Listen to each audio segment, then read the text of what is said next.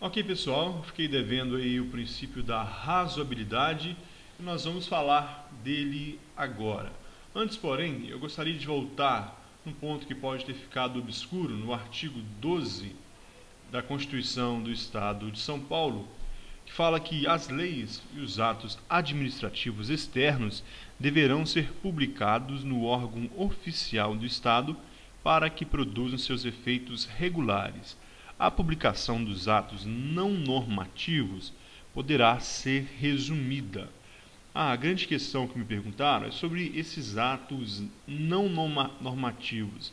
Nós temos os atos normativos e os atos não normativos. O que vem a ser os atos normativos? Esses atos normativos são aqueles que regulamentam, de certa forma, uma lei.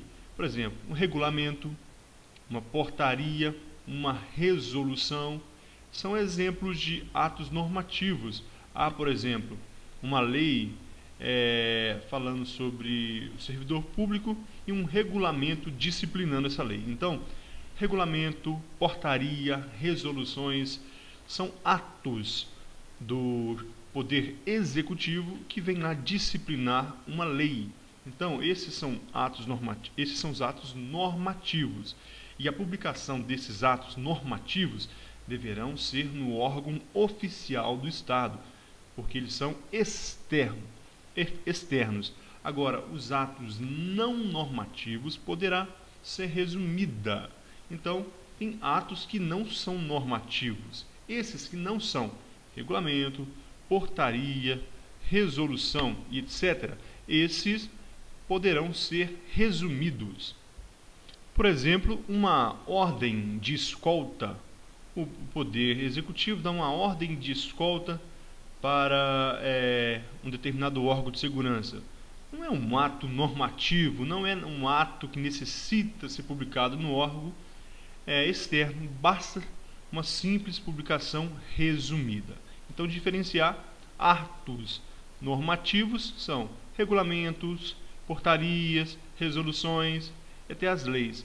E os não normativos, só que as leis, elas são produzidas pelo Poder Legislativo, enquanto os atos normativos pelo Poder Executivo. Legislativos, leis. Atos normativos, executivos. Agora nós vamos falar, sim, do princípio da razoabilidade. Então nós estamos falando princípios que regem a administração, e nós vamos falar do princípio da razoabilidade. Antes, porém, nós falamos do princípio da legalidade, que a administração pública, direta e indireta fundacional, só pode fazer aquilo que está na lei, aquilo que está sobre a égide da lei. A impessoalidade, não pode haver preferências, nem pode haver ações detrimentosas.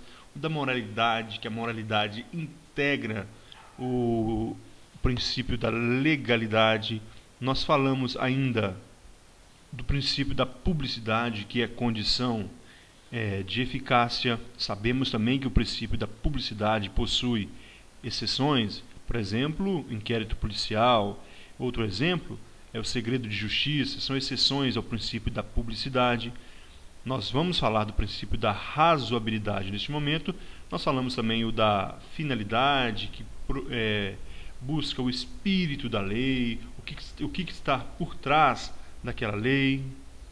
A motivação, nós falamos do princípio da motivação. O administrador não pode tirar as suas ideias debaixo do braço. Deve haver a motivação, qual é o requisito de um motivo, qual é o fato, qual é o interesse, e o interesse público, que deve estar acima do interesse privado, seja tanto acima do interesse do administrador como do próprio particular. E falamos do princípio da eficiência, princípio este que diz que recomenda-se até a demissão do servidor comprovadamente ineficaz e destidioso, bem como exige que a administração pública seja eficiente nas suas atribuições. Detalhe para o princípio da eficiência. Quando alguém vai procurar um serviço de saúde, o princípio da eficiência diz que a administração, o poder público deve cobrir tudo aquilo que o cidadão, o indivíduo necessitar. Mas há também o princípio implícito no princípio da eficiência, o princípio da reserva do possível. Então, por exemplo, há uma rua toda sem calçamento. A administração, uma avenida enorme, uma avenida de quilômetros, a administração pública começa a fazer aquele trabalho. Durante aquele período, por exemplo, alguém vinha sofrer um acidente num lugar onde não havia calçamento. Não havia administração pública a condição de calçar aquela rua toda de uma só vez, mas ela estava fazendo aos poucos, na reserva do possível. Então existe esse princípio implícito, que é a reserva do possível, o mínimo existencial, o mínimo indispensável, a administração pública deve fazer. Agora vamos para o princípio da publicidade, da razoabilidade, melhor dizendo. No princípio da razoabilidade, pessoal, nós podemos colocar razoabilidade como sinônimo de proporcionalidade. A coerência, congruência na razoabilidade, a administração pública deve agir com lógica. Por exemplo, nós não podemos, para acabar com uma manifestação, matar pessoas. Isso não é razoável, isso não é proporcional. Imagine naquelas manifestações, no período da Copa das Confederações, imagine então que a manifestação está a caminho do estádio e o policial então pega a sua metralhadora e começa a atirar. Acabou com a manifestação, mas não foi razoável, não foi proporcional, porque um princípio maior, que é o princípio da vida, ele foi destruído em detrimento ao menor, que é controlar aquela manifestação. Então deve haver lógica, deve haver congruência. No mais, deve haver equilíbrio entre meios e fins. Os fins, na razoabilidade, não justificam os meios. No princípio da razoabilidade, os fins não justificam os meios. O meio não justifica os fins. Deve haver congruência, deve haver proporcionalidade entre meios e fins. Por exemplo, você não pode, um bombeiro tem um cachorro se afogando, ele não pode sair em disparada e matar, por exemplo, pessoas que estão ali tentando salvar o cachorro para conseguir salvar aquele cachorro, porque uma vida humana, ele vai destruir uma vida humana para salvar um cachorro. Então não há proporcionalidade entre meios e fins, e isso deve haver no princípio da razoabilidade. Um outro exemplo que a gente poderia dar, por exemplo, um lixão. Está faltando lixões numa determinada cidade. O administrador, o prefeito, ele vai e constrói um novo lixão, só que ele constrói próximo a uma praia. O que acontece? Acaba com o turismo, acaba com aquela vista bonita. Resolveu o problema da falta de lixão? Resolveu, mas provocou um problema ainda maior. Então, pelo princípio da razoabilidade, não se pode perder mais do que ganhar. Lembra da congruência, lembra do equilíbrio entre meios e fins. Então não se pode fazer isso, não se pode construir um lixão perto de uma praia, porque nós iremos perder mais. Esse princípio da razoabilidade, ele está implícito na Constituição Federal. Ele não está expresso na Constituição Federal de 88, a Constituição da República Federativa do Brasil.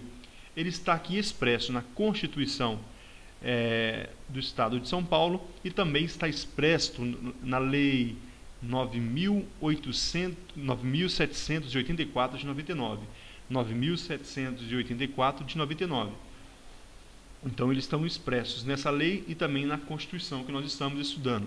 Para encerrar, um exemplo ainda de razoabilidade, imagine a situação: há uma escola e um hospital a ser construído. Uma escola e um hospital. Eu pergunto a você, se cair em prova, o administrador obedecendo o princípio da razoabilidade, ele pode escolher qual ele vai construir? Tem verba somente para um, precisa de escola e precisa de mais hospitais. Ele pode escolher? Pode, porque são duas prioridades que a Constituição coloca: saúde e educação. Então, tem verba para um, ele pode escolher. Agora, imagine uma outra situação. O administrador tem verba para construir um hospital e tem verba para construir uma praça. Ele tem verba somente para um dos dois. Ele pode construir um hospital, uma praça. Ele pode escolher? Ele não pode escolher. Somente o hospital, porque se ele construir o hospital, ele estará sendo razoável. Haverá respeitar o princípio da razoabilidade. Se ele vinha escolher uma praça, o judiciário pode intervir, porque ele está desrespeitando o princípio constitucional. Agora, no caso de hospital e escola, se ele escolhe qualquer um dos dois, o judiciário não pode intervir, porque é razoável tanto construir uma escola quanto construir um hospital, porque são princípios, são necessidades indispensáveis a uma administração, indispensáveis à sociedade. Pessoal, terminamos o princípio da razoabilidade. Espero ter ajudado a você e boa sorte no seu concurso e até a próxima. Muito obrigado.